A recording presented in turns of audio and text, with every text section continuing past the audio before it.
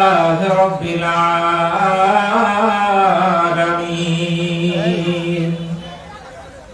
والعاقبة للمتقين والصلاة والسلام على من كان نبيا وآدم بين الروح والجسد أجمل الأجملين أكمل الأكملين وعلى آله وأصحابه وأزواجه وذريته وأهل بيته وعلماء أهل السنة والجماعة أجمعين সকলে আমার সাথে সাথে মহব্বত নিয়ে পড়ুন আউযু বিল্লাহি মিনাশ শাইতানির রাজীম বিসমিল্লাহির রহমানির রহিম ওয়া'লামু আন্নাল্লাহা মা'আল মুত্তাকিন صدق الله مولانا العظيم وصدق رسوله النبي الحبيب الكريم في شان حبيبه ومحبوبه ومعشوقه مخبرا وآمرا إن الله وملائكته يصلون على النبي يا أيها الذين آمنوا صلوا عليه وسلموا تسليما اللهم محبت নিয়ে পড়েন سيدنا مولانا محمد وعلى آل سيدنا مولانا نور है नूर नबीजी আসিলেন এই জগতে তাই তো তাহার হয় না ছায়া চাঁদ সূরজের আলোতে আল্লাহুম্মা সাল্লি মাওলানা মুহাম্মদ ওয়া আলা আলি সাইয়্যিদিনা মাওলানা محمد لا إله إلا الله لا إلا الله لا إله أمر الله সারা মাবুদ নাই নবীজি সারা উপায় নাই বলেন আল্লাহ সারা মাবুদ নাই নবীজি সারা বান্দব নাই আর সেই নবীকে পাইতে হলে সেই পাইতে হলে আলি আল্লাহর দয়া চাই লা ইলাহা লা লা ইলাহা লা লা ইলাহা হাই হাই বহুদূরে মদিনা আমরা কেমনে যাব জানি না বললেন বহুদূরে মদিনা আমরা মদিনার রাস্তা চিনি না আমার মুর্শিদ জানে ঠিকানা আমার দয়াল ঠিকানা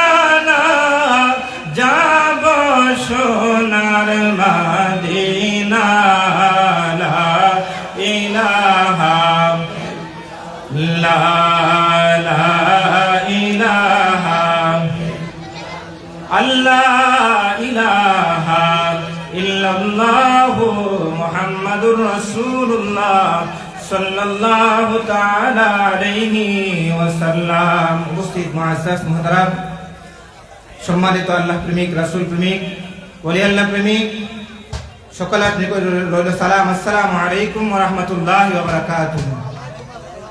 সালামের উত্তরটা মনে হয় আপনারা সবাই দুপুর আইসা খাইছেন তো দরবারে? সবাই খাইছেন তো?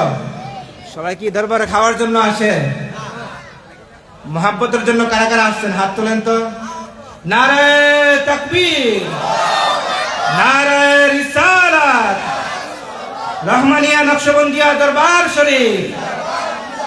এখন সালামটা দিব, আপনারা একটু মহাব্বত নিয়ে সালামের উত্তরটা দিবেন। আসসালামু আলাইকুম ওয়া রাহমাতুল্লাহি ওয়া বারাকাতুহু। এখানে দরবারে আসলে অ্যাডভার্টাইজ করার কোনো সময় আমাদের নাই। মূলত আমরা হুজুরের ছাত্র বিদায় গুনাহগার হলেও সুযোগ পেয়েছি কিছু কথা বলার, মূলত দোয়া নেওয়ার জন্য এসেছি। আজকে রহমানিয়া নকশবন্দিয়া দরবার শরীফের ৭ম বার্ষিকী উরুস মুবারকের যিনি পীর তরিকাত রহনুমায়ে শরীয়ত, হাদিয়ে দ্বীন মিল্লাত, মুনাজির আযম, উস্তাদুল উলামা, শাইখুল হাদিস, আহলে সুন্নাত ওয়াল জামাতের উজ্জ্বল নক্ষত্র হযরতুল আল্লামা শাইখ আলহাজ মোহাম্মদ আব্দুল হক নকশবন্দি রহমাতুল্লাহি আলাইহি, আমরা সবাই বলি আলহামদুলিল্লাহ। পাশাপাশি আমার ডান পাশে যিনি বসে আছেন, যিনি আজকের মাহফিলের রৌনকে আহলে সুন্নাত, আওলাদে ওলি শাহ শফি আলহাজ হযরত মাওলানা মুহাম্মদ হামিদুর রহমান নকশবন্দি সাহেব মাদ্দাজিল্লাহু আলী বারাকাল্লাহু ফি হায়াতি, আমরা সবাই বলি আমিন। আমরা এই দরবারে যারা আসছি সবাই আল্লাহর শুকরিয়া আদায় করার দরকার আছে কিনা নাই? এই জন্য আমি কুরআনুল কারীমের সূরাতুত তাওবার ৩৬ নম্বর আয়াতে কারিমার সামান্য একটু অংশ আমি তেলাওয়াত করেছি। এই আয়াতে কারিমায় আল্লাহ রাব্বুল আলামিন বলতেছেন, বিসমিল্লাহির রহমানির রহিম। সময় যেহেতু সংক্ষিপ্ত, এই জন্য আমি সংক্ষিপ্ত করে বলবো। আল্লাহ রাব্বুল আলামিন বলতেছেন, ওয়ালামু আন্নাল্লাহা মাআল মুত্তাকিন। দুনিয়াবাসীরা শুনো, আমি আল্লাহ বলে দিচ্ছি, যারা মুত্তাকি হবে, মুত্তাকি কাদেরকে বলা হয়? যারা আল্লাহওয়ালা, আল্লাহর ওলি হয় তাদেরকে মুত্তাকি বলা হয়। আমরা একটু জোরে বলেন না সুবহানাল্লাহ। যে আল্লাহর ওলির দরবার আজকে এসেছেন, বলবো আল্লাহ রাব্বুল আলামিন বলতেছেন, ওয়ালামু আন্নাল্লাহা মাআল মুত্তাকিন। যারা মুত্তাকি হবে তাদের সাথে আমি আল্লাহ সব সময় থাকবো। সুবহানাল্লাহ বলেন না। এখানে এসেছেন আব্দুল হক নকশবন্দি রহমাতুল্লাহি আলাইহি হুজুর উরুস মুবারকে।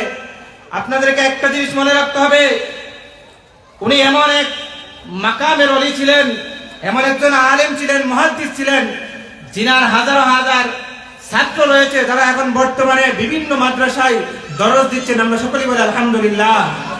ভারত উপমহাদেশের মধ্যে আপনারা জানেন আব্দুল হক মুহাদ্দিস দেহলভী, যার স্বীকৃতি, যার হাদিস যদি কেউ অস্বীকার করে, তাই উপমহাদেশের মধ্যে কেউ আলোচনা হাদিস তাওয়াত করতে পারবে না। আব্দুল হক মুহাদ্দিস দেহলভী নবীজির রওজা মুবারকের পাশে বসে বসে সব সময় হাদিসের দরস দিতেন। একদিন হাদিসের দরস দিতে দিতে আব্দুল হক মুহাদ্দিস দেহলভী রাহমাতুল্লাহি আলাইহি ঘুমিয়ে পড়লেন। ঘুমের করে মায়ার নবী, দয়ার নবী স্বপ্নে এসে হাজির হয়ে গেলেন। একটু জোরে বলেন না সুবহানাল্লাহ। স্বপ্নে যখন হাজির হলেন, আব্দুল হক মুহাদ্দিস দেহলভী রাহমাতুল্লাহি আলাইহি বলতেছেন, আপনি মদিনা শরীফ কি জন্য দরস দিচ্ছেন? আপনি ভারতবর্ষে চলে যান। ভারতবর্ষে আমার হাদিসের চর্চা করার, দরস দেওয়ার মতো লোক অনেক কম, নাই বললেই চলে। আব্দুল হক মুহাদ্দিস দেহলভী রাহমাতুল্লাহি আলাইহি স্বপ্নের মধ্যে বলতেছেন, ইয়া রাসূলুল্লাহ, ইয়া হাবিবাল্লাহ, আমি যখন হাদিসে মুবারকার দরস দেই, ইয়া রাসূলুল্লাহ, মায়ার নবী, দয়ার নবী গো, যখনই হাদিসটা শুরু করি আপনার রওজা মুবারকের দিকে তাকিয়ে তারপর হাদিসটা আমি শুরু করি। সুবহানাল্লাহ বলবেন না? নবী করিম রাউফুর রহিম সাল্লাল্লাহু আলাইহি ওয়াসাল্লাম ডাক দিয়ে বলেন, আব্দুল হক মুহাদ্দিস দেহলভী শুনো, তুমি তো আজকে আমার রওজা মুবারকের দিকে তাকিয়ে তাকিয়ে হাদিসের দরস দিচ্ছ। সংক্ষিপ্ত করে বলতেছি, তুমি ভারতবর্ষে চলে যাও, ভারতের মানুষের কাছে, ভারতের ইমানদারদের কাছে, মুসলমানদের কাছে তোমার হাদিসের তুমি দরস দাও। এখানে তো আমার নবীজির আমার রওজা তুমি দেখো। ভারতে গিয়ে যখন তুমি হাদিসে মুবারকা দরস দিবা, যখনই হাদিসটা তুমি শুরু করবা, দেখবা আমি মায়ার নবী, দয়ার নবী তোমার সামনে হাজির হয়ে গিয়েছি। একটু জোরে বলেন না সুবহান। শুধু সরাসরি নয়, নবী করিম সাল্লাল্লাহু আলাইহি ওয়াসাল্লাম যারা স্বপ্নেও দেখে, বুখারী শরীফে আছে মান রাআনি ফিল মানামি ফাকাদ রাআল হক ফাইন্না শাইতান লা ইয়াতামাসসালু বি। হুজুর বলেন না সুবহানাল্লাহ। নবীজি বলেন আমাকে যে স্বপ্ন দেখলো মূলত সে আমাকে স্বপ্নে দেখেছে, এই স্বপ্নটা সত্য। এই স্বপ্ন সত্য এই জন্য আল্লাহ রাব্বুল আলামিন বলেছেন আমি নবীজির সুরত কখনো শয়তান ধরতে পারে। জোরে সুবহানাল্লাহ বলেন না। আব্দুল হক মুহাদ্দিস দেহলভী রাহমাতুল্লাহি আলাইহি মদিনা শরীফ থেকে ভারতে চলে আসলেন। ওইদিকে যাব না, নামের কিছু গুণ রয়েছে। আজকে আমরা যার উরুস মুবারকে এসেছি, আমি মাজার জিয়ারত করার সময় বর্তমান যিনি গদ্দিনীশীল পীর ও মুর্শিদ উনি বলতেছিলেন ইন্তিকাল মানে এই জগৎ থেকে অন্য জগতে পা রাখা। সবাই শুনছেন তো?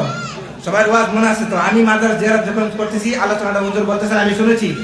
মূলত আল্লাহর ওয়ালি যারা হয়, নবীজির একটা হাদিসে মুবারকা রয়েছেন।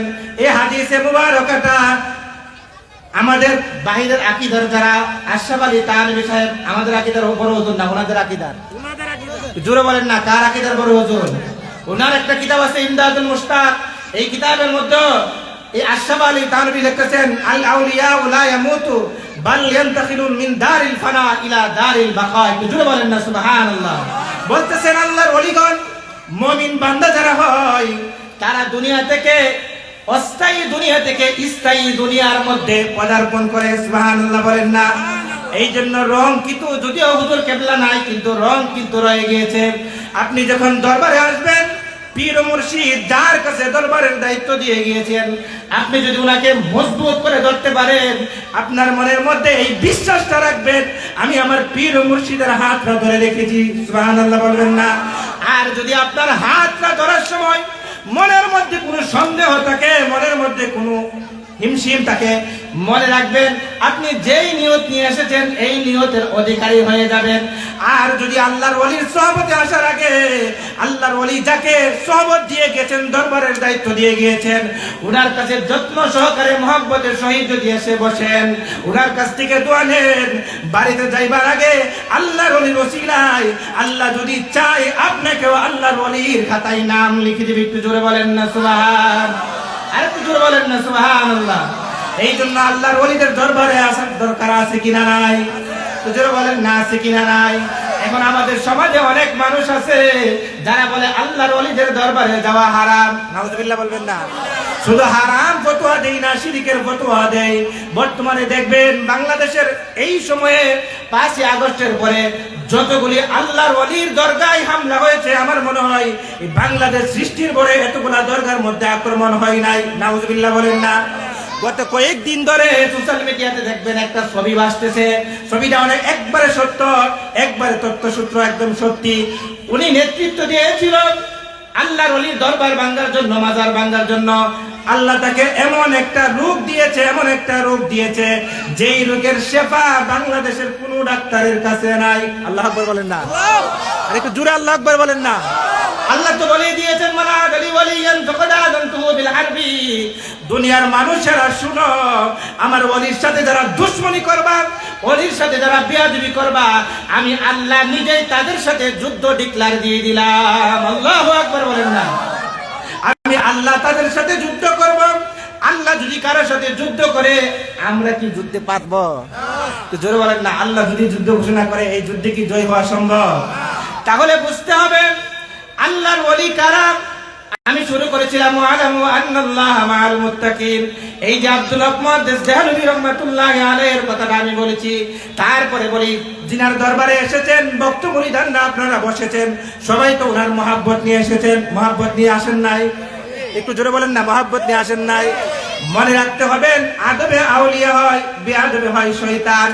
আদবওয়ালা যারা আমল কম হলেও নবী করিম রাউফুর রহিম সাল্লাল্লাহু আলাইহি ওয়াসাল্লাম বলেছেন আদবওয়ালা উম্মত যারা হবে, আমল কম আমাকে ভালোবাসে, আল্লাহ রাব্বুল আলামিন তাদেরকে তাদের গুনাহগুলি maaf করে দিয়ে জান্নাতে প্রবেশ করিয়ে দিবেন। একটু জোরে বলেন না সুবহানাল্লাহ। আজকে আব্দুল হক রহমাতুল্লাহি আলাইহি, আব্দুল হক নকশবন্দি রহমাতুল্লাহি আলাইহি, আপনাকে একটা জিনিস সব সময় মনে রাখতে হবে। হুজুর যখন জামিয়াতে দরস দিতেন আমরা শুনেছি, যদিও বা হুজুরের ক্লাসে বেশিরভাগ সময় বসার সুযোগ হয় নাই, কিন্তু আপনাকে স্মরণ করতে হবে যারা বর্তমানে আমার সাথে হুজুর কেবলা রয়েছে, ওনারা এই ওয়াজটা অনেকে জানেন, অনেকে শুনেন।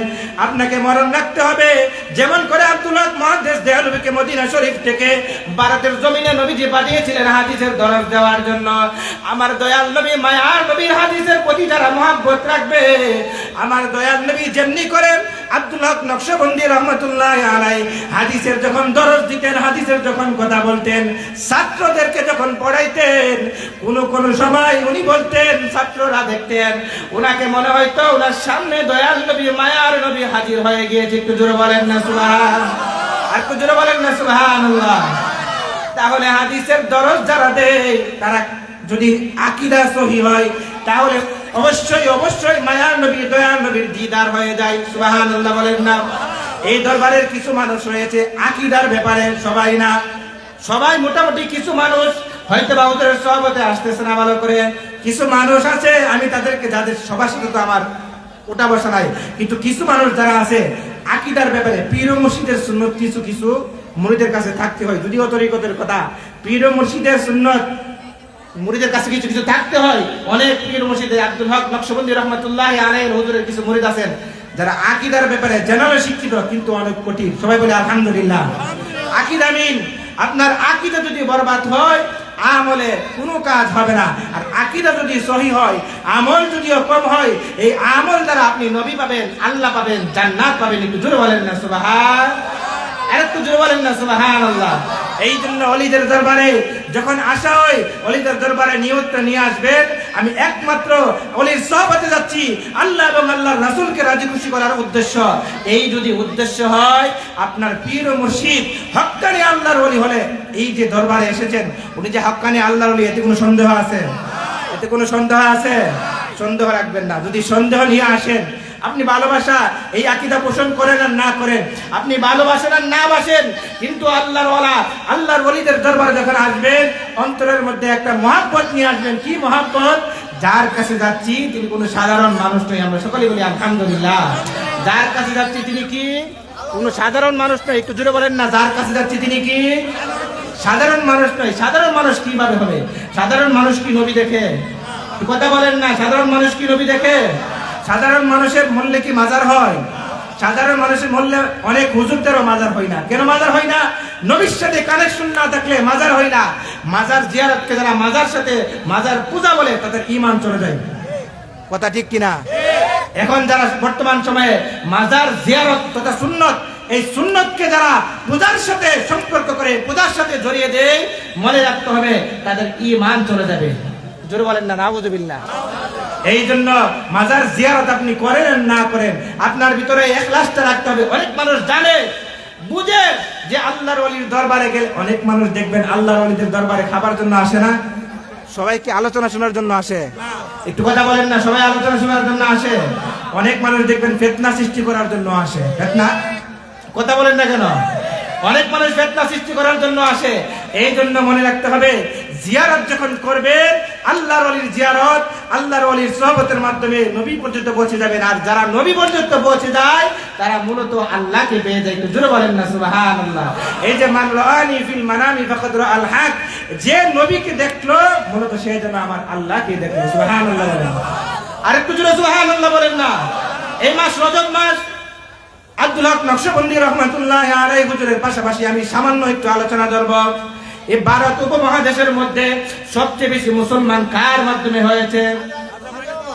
সবাই জানেন না মনে হইতেছে, নামটা একটু বলেন না। খাজা মাঈনুদ্দিন চিশতি সঞ্জিরি রহমতুল্লাহ আলাইহি, নামটা একটু বলেন না। ঈমানটা তাজা করে দেন। আল্লাহর ওলিদের স্মরণ সবাই যখন আসা হয়, মানুষের গুনাহগুলি ঝরে যায়। সুবহানাল্লাহ বলেন না।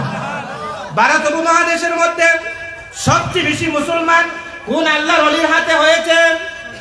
খাজা মাঈনুদ্দিন চিশতি সঞ্জিরি রহমাতুল্লাহি আলাইহি। খাজা মাঈনুদ্দিন চিশতি কোন সাধারণ আল্লাহর ওলি নয়। বর্তমানে আমাদের সমাজে অনেক মানুষ খাজা মাঈনুদ্দিন চিশতির নাম শুনলে মনে করে আমার পাশের বাড়ির মঈনুদ্দিন, আমার বন্ধু মঈনুদ্দিন, ঠিক কিনা? অনেকে মনে করে না এরকম? এরকম কিন্তু আছে। অনেকে মনে করে খাজা মাঈনুদ্দিন চিশতি নাম শুনলে মনে করে আমার পাশের বাড়ির মঈনুদ্দিন অথবা আমার বন্ধু মঈনুদ্দিন, এরকম মনে করে। না বাবার আমার, খাজা মাঈনুদ্দিন চিশতি উনি মা এবং বাবা উভয় দিক থেকে আলে রাসূল ছিলেন। একটু জোরে বলেন না সুবহান, আর একটু জোরে বলেন না সুবহানাল্লাহ। খাজা মাঈনুদ্দিন চিশতি আলে রাসূল হওয়ার কারণে আমি সংক্ষিপ্ত করতেছি। উনার উপাধিটা নাজিবুত তরফাইন ছিলেন। নাজিবুত তরফাইন তাদেরকে বলা হয়, সেই আল্লাহর ওলিদেরকে বলা হয় যার মা এবং বাবা উভয় ব্যক্তি আলে রাসূল ছিলেন। একটু জোরে বলেন না সুবহান। তাহলে খাজা মুঈনুদ্দিন চিশতি সঞ্জিনী রহমাতুল্লাহি আলাইহি বর্তমান সময়ে অনেক মানুষ যারা বলে খাজার নাম শুনলেই যারা মনে করে যে খাজা মানে গাজা, নাউজুবিল্লাহ বলবেন না। অথচ প্রকৃতপক্ষে যারা খাজা মুঈনুদ্দিন চিশতির উত্তরসূরি আজকে আব্দুল হক নকশবন্দি রহমাতুল্লাহি আলাইহির দরবারে আপনারা আসেন, দেখেন আলেম উলামারা কিভাবে কোরআন এবং হাদিস থেকে সুন্নাত প্রথা মোতাবেক তারা মাহফিল করতে, উরুস মুবারক করতে। আমরা সকলেই বলি আলহামদুলিল্লাহ। তবে কিছু জায়গায় যে হয় না এরকম না, কিছু জায়গায় হয়। সেই জন্য আল্লাহর প্রকৃত আল্লাহর ওলি যারা, তাদের বদনাম ভালো জিনিসের কি, যে কাপড়টা সাদা বেশি এটাতে ময়লাও লাগে। কথা বলেন না, যে কাপড়টা সাদা বেশি এই কাপড়ে ময়লা লাগেও বেশি। সত্যিকারের আল্লাহর ওলিদের তাদের দোহাই দিয়ে দিয়ে বর্তমানে অনেক আল্লাহর ওলি সেজে বসে আছে, এখন আছে না নাই? আল্লাহর ওলি সেজে বসে আছে। এই জিনিসটা মনে রাখতে হবে, আল্লাহর হস্তে যারা সত্যিকারের আল্লাহর ওলি, এই যে আজকে দরবারে এসেছেন, এই দরবারের মধ্যে সব সময় আসার দরকার আছে কিনা নাই? আছে কিনা নাই? এই জন্য এই জিনিসটা মনে রাখবেন।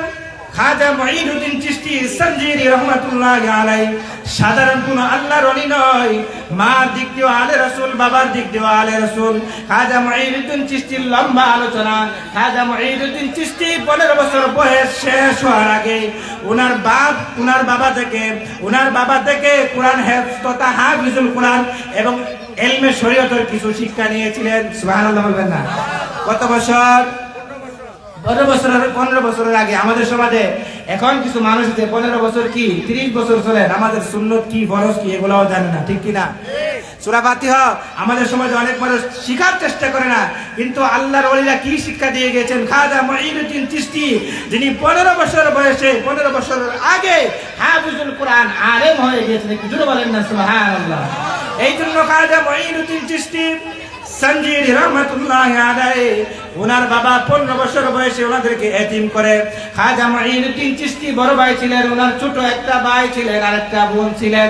খাজা মুঈনুদ্দিন চিশতি সঞ্জিনী রহমাতুল্লাহি আলাইহি ওনার বাবার একটা আঙ্গুল ফলের বাগান ছিল। কি ছিল? আঙ্গুল ফলের বাগান ছিল। খাজা মুঈনুদ্দিন চিশতি সঞ্জিনী রহমাতুল্লাহি আলাইহি খাজা মুঈনুদ্দিন চিশতি সঞ্জিনী রহমাতুল্লাহি আলাইহি এই আঙ্গুল ফলের বাগান বিক্রি করে। সংক্ষিপ্ত কথা, সময় নেওয়া বেশি নেওয়া যাবে না, যেহেতু দোয়া নেওয়ার জন্য এসেছি। দরবারে বর্তমান গদ্দির শিল্পী ও মুর্শিদ আমাকে সামান্য একটু ইশারা যেহেতু হুজুর তাড়াতাড়ি শেষ করেন। যেহেতু দরবারে আসা হয়, এই দরবারগুলো মূলত যারা সত্যিকারের আল্লাহর ওলিদেরকে ভালোবাসে তারা দরবারে কি জন্য আসে? বলেন না, কি জন্য আসে? সামান্য একটু নেগাহার জন্য আসে। সুবহানাল্লাহ বলেন না?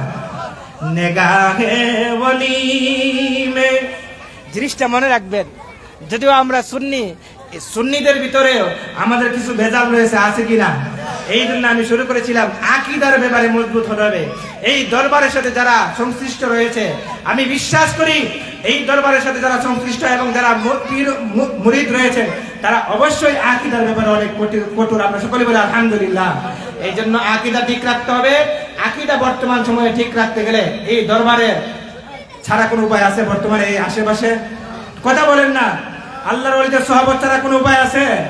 এই জন্য আল্লাহর ওলিদের দরবারে বেশি বেশি আসার দরকার আছে কিনা নাই? আল্লাহর ওলিদের দরবারে আসলে অন্তর পরিষ্কার হয়। সুবহানাল্লাহ বলেন না? আল্লাহর ওলিদের দরবারে আসলে মানুষের তকদীর পরিবর্তন হয়। আলহামদুলিল্লাহ বলেন না? আল্লাহর ওলিদের দরবারে আসলে জাহান্নামী মানুষ জান্নাতি হয়। আলহামদুলিল্লাহ বলেন না? আল্লাহর ওলিদের দরবারে আসলে মানুষ হয়ে যায়। আলহামদুলিল্লাহ বলে না? আল্লাহর ওলিদের দরবারে আসলে মানুষ আল্লাহর রাসূল এবং আল্লাহ পেয়ে যায়। সুবহানাল্লাহ বলেন না? আমি হুজুরের কাছে দোয়া আছে। আমার সংক্ষিপ্ত আলোচনা এখানে শেষ করছি। আসসালামু আলাইকুম ওয়া রাহমাতুল্লাহি ওয়া বারাকাতুহু।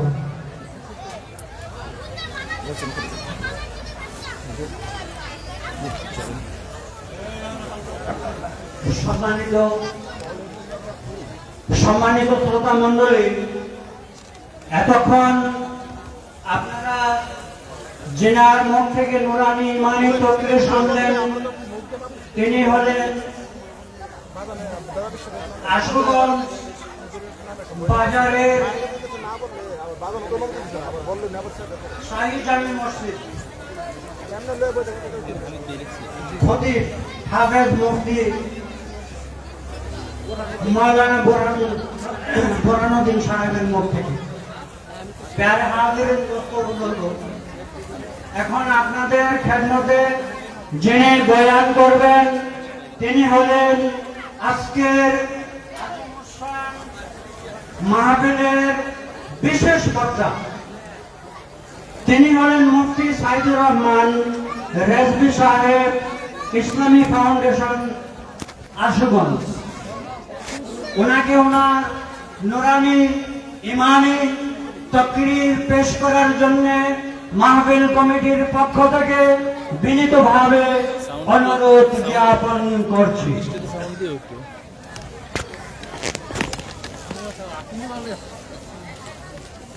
ভালো আছেন? 10 মিনিট।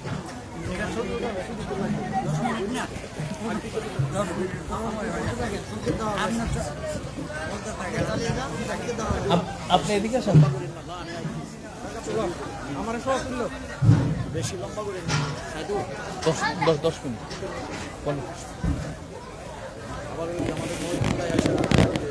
এর পাশনে দেব।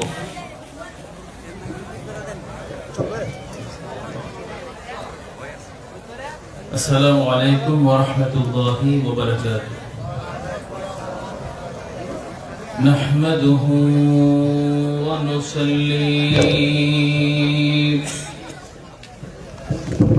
ونسلم على حبيبه الكريم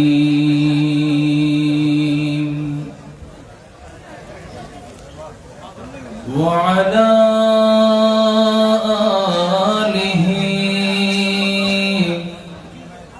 وصحبه أجمعين.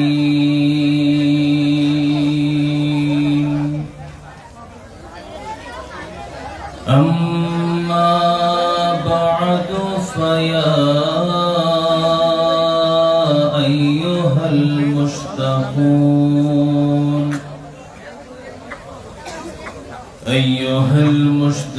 المشتاقون بنور جماله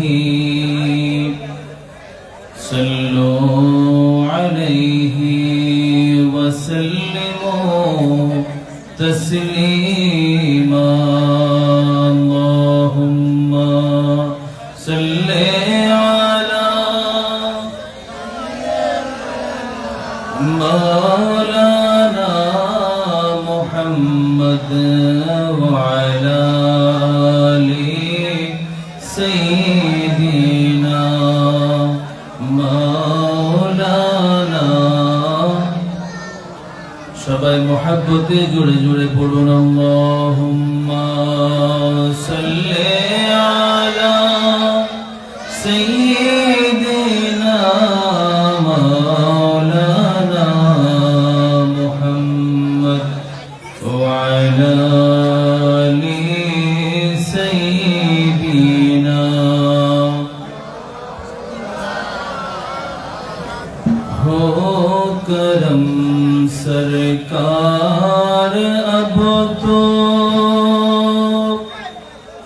हो गई गम बेशुमार. जानो दिल तुम पर फिदाए दो जहां के ताजेदार. अल्लाहुम्मा सल्ली अला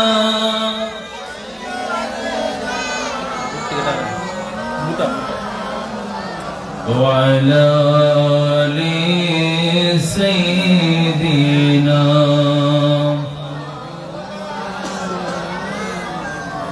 مولاي صل وسلم دائما أبدا على حبيبك خير الخلق كلهم. الحمد لله. উস্তাদুল আসাতিজা, শাইখুল মাশায়েখ, পীর তরিকত, रहनुमाए शरीयत, हादिए दीन मिल्लत, हुजूर अल्लामा अब्दुल हक मुहद्दिसे नक्शबंदी रहमतुल्लाहि अलैहिर स्मरणे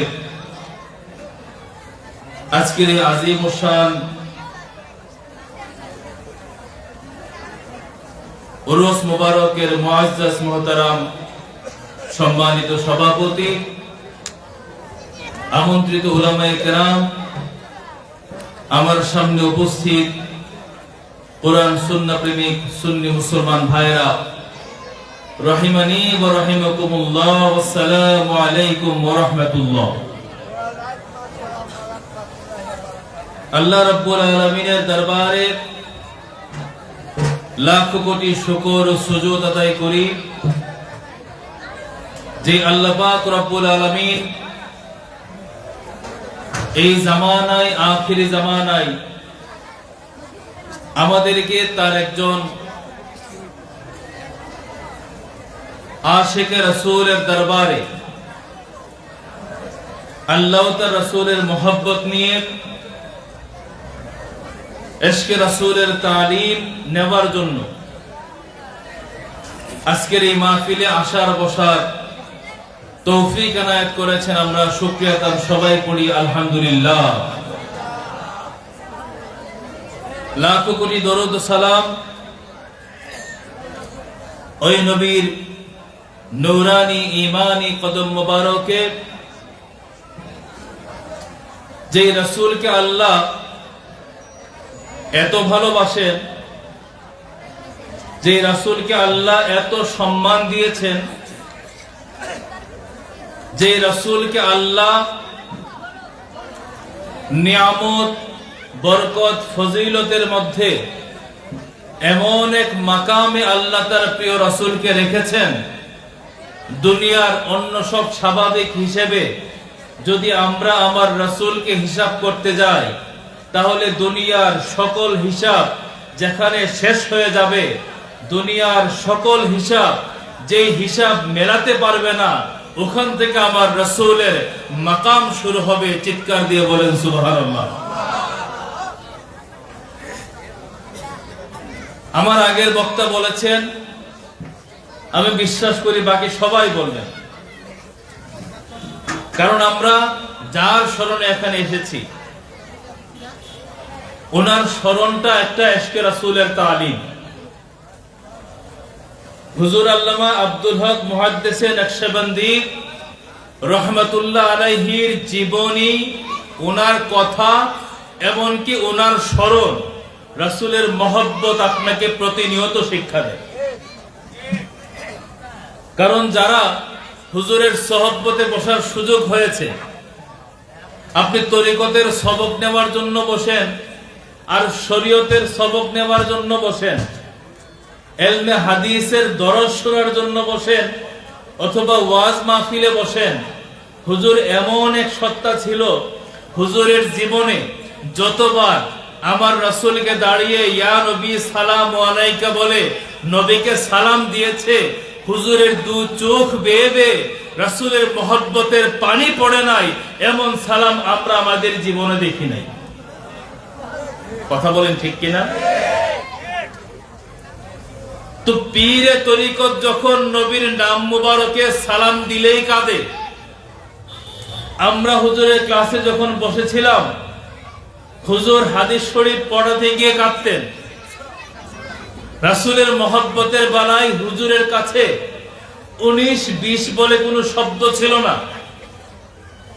এমন এক মহান সত্তার স্মরণ আপনি যতবার করবেন, মনে রাখবেন ইশকে রাসূল এবং ঈমান ঠিক ততবার মজবুত হবে। চিৎকার দিয়ে বলেন সুবহানাল্লাহ। এক বেনজির জীবন হুজুরের, ইবাদত তো আছে। কিছুদিন হুজুরের সাথে সময় দেওয়ার, থাকার সুযোগ হয়েছিল হুজুরের কাছাকাছি। 5 ওয়াক্ত নামাজ তো কথা নাই, আমি কোনোদিন হুজুরের তাহাজ্জুদ মিস দেখি নাই। এই বৃদ্ধ বয়সে তাহাজ্জুদ মিস করতে আমি কখনো হুজুরকে দেখি নাই। ক্লাসে গেলেন, দরবারে বসলেন, যেখানে বসলেন, হুজুরের সহবত যাদের মধ্যে আছে, আমার বিশ্বাস উনাদের আমলে ঘাটতি থাকতে পারে। আল্লাহ মাফ করুক, আমল করার তৌফিক দান করুক। হুজুরের সহবত যারা পেয়েছে, হুজুরের সান্নিধ্যে যারা এসেছে, হুজুরের দিকে মায়ার নজরে মহব্বত নিয়ে যারা তাকিয়েছে, ওই কোন ভক্তের মুখে কোন অবস্থাতেই আমার রাসূলের শানে যায় না বেমানান এমন কোন শব্দ আমি বিশ্বাস করি ভুলেও আসবে না। আজকে আমার রাসূলের শানে অনেকেই অনেক ধরনের কথা বলে না, আবার কেউ কেউ ব্যাখ্যা দেওয়ারও চেষ্টা করে। ভাইরে, রাসূলের মর্যাদাকে আল্লাহ এমন জায়গায় রেখেছেন, আপনি ব্যাখ্যা দিবেন, যুক্তি করবেন, তর্ক করবেন, এই তর্কের সময় আল্লাহ রাখে নাই। সকল উলামায়ে কেরাম আলোচনার আগে দরুদ শরীফ পড়ে না? কথা বলেন না, আপনারা সাথে পড়েন না? এখন দরুদ শরীফ পড়ে আমরা নামাজ পড়লে সওয়াব হয়, আলহামদুলিল্লাহ জিকির করলে সওয়াব হয়, সুবহানাল্লাহ বললে সওয়াব হয়, আল্লাহু আকবার বললে সওয়াব হয়। এখন আপনি দরুদ শরীফ পড়তে বসলেন, আপনি বলছেন সাল্লাল্লাহু আলাইহি ওয়াসাল্লাম, আল্লাহ তুমি তোমার নবীর উপরে দরুদ ও সালাম দাও। আপনি আল্লাহকে বলছেন, আল্লাহ তুমি তোমার নবীর উপরে দরুদ ও সালাম দাও। আপনি নিজের জন্য কিছু চাইলেন না, কিন্তু কুদরতের ফয়সালা হলো আপনি বলবেন নবীর উপরে দরুদ দাও, সালাম দাও। কুদরতের ফয়সালা আপনার উপর 10টা রহমত নাজিল হয়ে যাবে। আল্লাহ আমি রহমত চাই নাই তো, চাইছি না। আমি আল্লাহ বলি নাই যে আল্লাহ তোমার রহমাতুল লিল আলামিনের ওসিলায় আমাকে রহমত দাও, বলি নাই। আমি বলছি আল্লাহ তুমি তোমার নবীর উপরে দরুদ পাঠাও, সালাম দাও। আল্লাহ বলে তোমাকে 10টা রহমত দিলাম। আলহামদুলিল্লাহ, আল্লাহ না চাইতেই রহমত পাইলাম। কুদরতের ফয়সালা বলে না, শোনো আরো আছে। 10টা রহমতের পাশাপাশি তোমার আমল নামা থেকে 10টা গুনাহ মাফ হয়ে যাবে। ও আল্লাহ, একবারও তওবা করলাম না। আল্লাহ বলি নাই যে গুনাহ করছি মাফ চাই। আল্লাহ সেজদায় পড়ে বলি নাই, আল্লাহ হাত তুলে বলি নাই, কোন পীর বুজুর্গের দরবারে বসে তার সাথে তওবাও করি নাই। আমি আমার ঘরে বসে একা একা, কেউ জানে না, আমি বলছি আল্লাহ নবীকে দরুদ দাও, নবীকে সালাম দাও। আল্লাহ তুমি রহমত দিলা, আমি না চাইতেই আল্লাহ বলে 10টা গুনাহ মাফ করে দিলাম। কোন যুক্তিতে? নবীকে যারা পাল্লায় মাপতে চায়, আমি বলি কোন যুক্তিতে? আমি তো আল্লাহর কাছে মাফ চাই নাই, একবারের জন্য বলি না আল্লাহ মাফ চাই। আল্লাহ বলে 10 গুনাহ মাফ। আলহামদুলিল্লাহ। আল্লাহ বলে শুধু তাই না, কুদরতের ফয়সালা আরো বাকি। 10টা রহমত দিলাম, 10টা গুনাহ মাফ করলাম, আমল নামায় 10টা সওয়াবও লিখে দেওয়া হলো। শুধু তাই না, আরো নাকি 10টা মর্যাদাও বাড়ায় দেবে। এখন আমার প্রশ্ন, আল্লাহ তোমাকে সেজদা করলাম না, রুকু করলাম না, তোমার তাসবিহ পড়লাম না, তোমার কাছে রহমত চাইলাম না, তোমার কাছে সওয়াব চাইলাম না, তোমার কাছে পজিশন চাইলাম না, তোমার কাছে তওবা করলাম না, চোখের পানি পড়লো না, শুধু তোমার নবীর নাম মুবারক জাপলাম, তোমার নবীর উপর দরুদ ও সালামের কথা বললাম। আল্লাহ বলে কুদরতের ফয়সালা হলো আমার নবীর জিকির হবে, তো তোমার গুনাহ মাফ হবে, তোমার আমল নামায় সওয়াব লেখা হবে, তোমাকে দুনিয়া এবং আখিরাতে সম্মান বৃদ্ধি করা হবে। চিৎকার দিয়ে বলেন সুবহানাল্লাহ। ওই নবী আমাদের মতো? কথা বলেন, আমাদের মতো? যারা নবীর সম্মান বুঝতে গিয়ে যোগ বিয়োগ করেন। আমি এখানে কথা বলছি, বসে এখানে, আমার গলার আওয়াজ এই মুহূর্তে ছোট না বড়? বড়। আমি স্বাভাবিকভাবে কথা বললে এমন বলি না। এখন জোরে কথা বলছি, আমার পাশে দরবারের গদি নিশিন বসা থাকে, দরবারের প্রবীণ মুরব্বী যারা, হুজুরের খলিফা যারা, হুজুরের সোহবত পেয়েছেন যারা, আচ্ছা আমার গলার আওয়াজ এখন উনাদের সবার আওয়াজের চাইতে বড়, আমার গুনাহ হবে? কথা বলেন না। আপনি যখন কোন সভায় বসবেন, আপনার সাথে 10 জন 20 জন লোক বসা থাকবে, সবার গলার আওয়াজ একরকম হয় না। এখন আমার আল্লাহ বলেছেন, ও ঈমানদারেরা, ইয়া আইয়ুহাল্লাযীনা আমানু লা তারফাউ আসওয়াতাকুম ফাওকা সাওতিন নবী, ও ঈমানদার বান্দারা, তোমরা আমার নবীর মজলিসে বসবে, আমার নবীর মজলিসে কথা শুনবে, আমার নবীর মজলিসে তোমাদের কোনো আরজি থাকলে জানাবে, কিন্তু সাবধান, আরজি হোক, প্রশংসা হোক, যত ধরনের আওয়াজ হোক, আমার নবীর দরবারে যখন বসা থাকবে, আমার নবীর আওয়াজ মুবারকের চাইতে তোমার আওয়াজটা যেন কোনোভাবেই বড় না হয়। সুবহানাল্লাহ বলেন, আরো জোরে বলেন সুবহানাল্লাহ। পৃথিবীর ওলি বলেন, গাউস বলেন, কুতুব বলেন, আওয়াজ নিচু রাখাটা আদব। মুরব্বির সামনে নিচু আওয়াজে কথা বলবেন, আদব। পীর ও মুর্শিদের সামনে নিচু সুরে কথা বলবেন, আদব। হক্কানি রাব্বানি উলামায়ে কেরামের সামনে নিচু সুরে কথা বলবেন, আদব। কিন্তু প্রশ্ন হলো, আমার আল্লাহ বলেছেন, ওই বান্দার বান্দারা, আমার নবীর দরবারে বসে যখন কথা বলবে, আমার নবীর আওয়াজের চাইতে তোমার আওয়াজ যেন বড়। এই আয়াত যখন নাজিল হলো, সাহাবায়ে কেরামের মধ্যে, আমি লম্বা কথায় যাব না, সাহাবায়ে কেরামের মধ্যে একটা প্রতিযোগিতা শুরু হয়ে গেল, কে কতটুকু নিম্ন আওয়াজে কথা বলতে পারে। কোনো যুক্তি নাই, কোনো তর্ক নাই। এক সাহাবার গলার আওয়াজ উঁচু, তিনি নবীজির দরবারে আসেন না। নবীজি তার খোঁজখবর নেওয়ার পরে বলল তিনি তো আসেন না। তার কাছে লোক পাঠানো হলো, তিনি গেলেন। যাওয়ার পর সাহাবা বলে, শুনেন, আমার গলার আওয়াজ এমনিতে একটু বড়। কোন তাফসীরের কিতাবে লেখে উনি কানে শুনতো কম, তো কানে যারা কম শুনে তাদের গলার আওয়াজ কি ছোট হয় না বড় হয়? একটু জোরে বলেন না। বড় হয়। যা আমার আওয়াজ তো বড়, আমি নবীর দরবারে উঁচু আওয়াজে কথা বলে ফেলেছি, আমার আমল তো সব বরবাদ, আমি তো জাহান্নামী হয়ে গেছি। আমার রাসূলের দরবারে যখন বলা হলো, রাসূল বললেন তাকে নিয়ে আসো, আমি রাসূল বলে দিলাম সে জান্নাতি। চিৎকার দিয়ে বলেন না সুবহানাল্লাহ। নবীর দরবারে উঁচু আওয়াজে কথা বলার সুযোগ, এই আইন দুনিয়াতে চলে, অন্য কারো বেলায় চলে? তাহলে নবীকে আপনি অন্যের পাল্লায় মাপবেন কেন? ও ভাই, দুনিয়াতে পাল্লা কি সবগুলো এক ধরনের হয়? বাজারের সবজি মাপার জন্য পাল্লা আছে না? এই পাল্লা দিয়ে কি পাট মাপা যায়? পাট তো সোনালী আঁশ। এখন সোনালী আঁশ যেই পাল্লায় মাপবেন, ওই পাল্লায় কি স্বর্ণ মাপা যায়?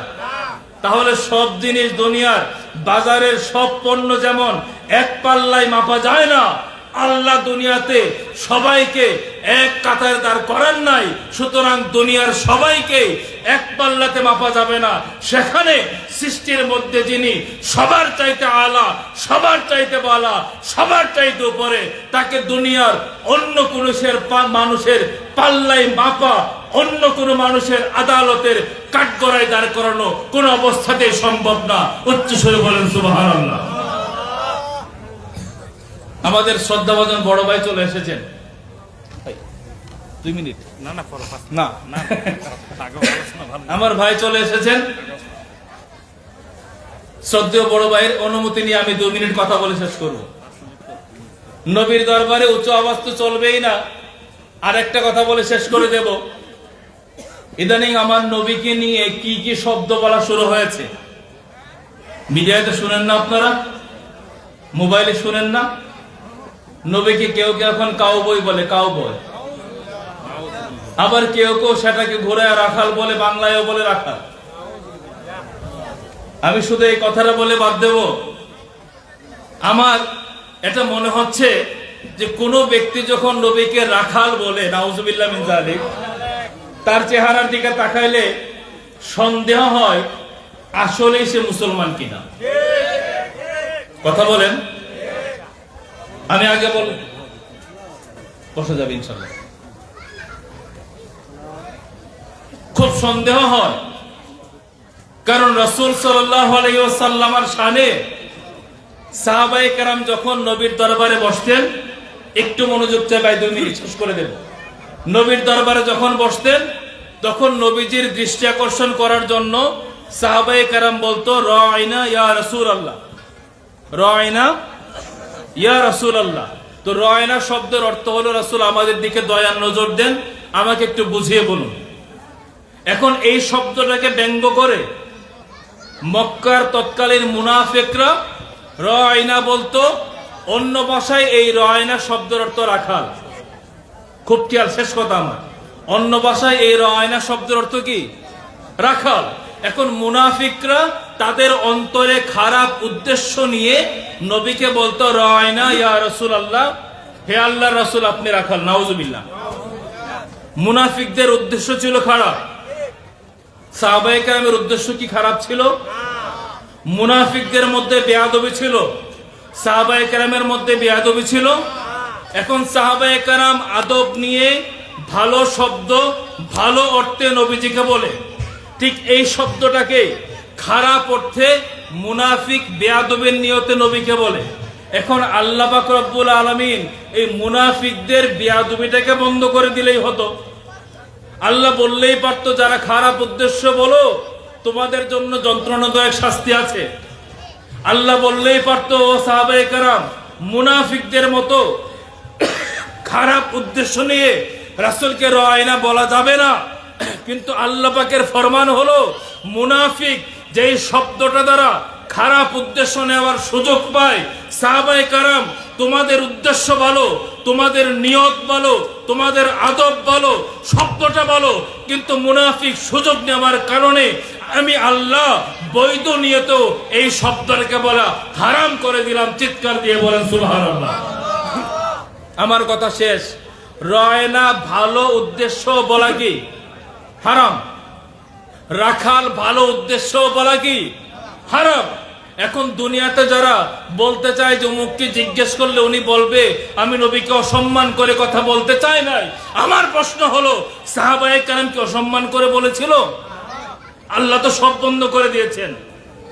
আল্লাহ যেখানে সব বন্ধ করে দিয়েছেন, আপনি সেখানে উদ্দেশ্য খোঁজাটা হলো মুনাফিকের লক্ষণ। কথা বলেন ঠিক কিনা? আল্লাহ পাক রব্বুল আলামিন যতদিন দুনিয়াতে বাঁচিয়ে রাখে, রাসূলের মহব্বত আদব তাজিমের ক্ষেত্রে কোনো ধরনের কম্প্রোমাইজে যাওয়া, কোনো ধরনের ছাড় দেওয়া থেকে যেন আল্লাহ আমাদেরকে বিরত রাখে। এই দরবারের হুজুর কেবলার স্মরণ, হুজুর কেবলার জিকির এবং হুজুর কেবলার চেহারা, হুজুর কেবলার যে মিলাদ, হুজুর কেবলার চোখের যে পানি, এই জিনিসগুলো যতবার মনে করবেন অন্তরে নবীর মহব্বত বড় তাজা হবে। আল্লাহ পাক রব্বুল আলামিন এই জিকিরের মধ্যে আমাদের সবাইকে কবুল করুক। ওয়া মা আলাইনা ইল্লাল বালাগ। আসসালামু আলাইকুম ওয়া রাহমাতুল্লাহি ওয়া বারাকাতুহু। সম্মানিত উপস্থিতি, হাজিরানে মজলিস, আজকের আজিমুসান রহমানিয়া নকশবন্দিয়া দরবার শরীফের পবিত্র উরুস মোবারক উপলক্ষে আয়োজিত আজিমুসান মাহফিলে এতক্ষণ